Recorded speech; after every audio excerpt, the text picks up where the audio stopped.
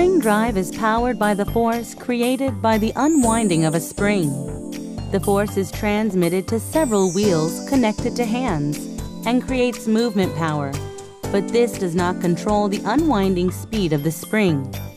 This alone would not make a watch. To make a watch move as a watch, several wheels connected to hands are put together, and the last wheel must be braked so that the spring will unwind slowly at a regulated speed. To enable that, traditional mechanical watches used a ring-shaped balance wheel called a balance wheel, which moves back and forth. This oscillation movement sets a standard for watch accuracy, and the small collisions between components produced a force to put a brake on the unwinding force of the spring. The friction caused by these collisions creates the unique clicking sound that was also the mechanical component most vulnerable to wear and tear. The accuracy was susceptible to outer conditions, such as slanting posture of the watch or impacts from outside. To overcome this vulnerability in mechanical watches, a new mechanism was introduced in the spring drive system. This new mechanism puts a brake on the wheel without causing collisions among components.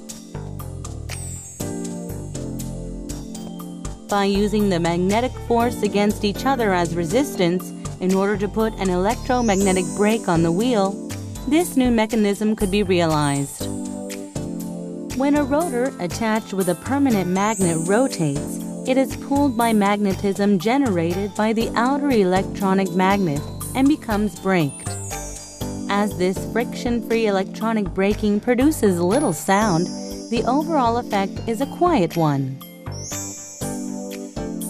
The dream of natural, continuous advancement of hands, just as time itself glides along, has finally been realized by regulating the speed without stopping the rotating motion with this electronic braking mechanism.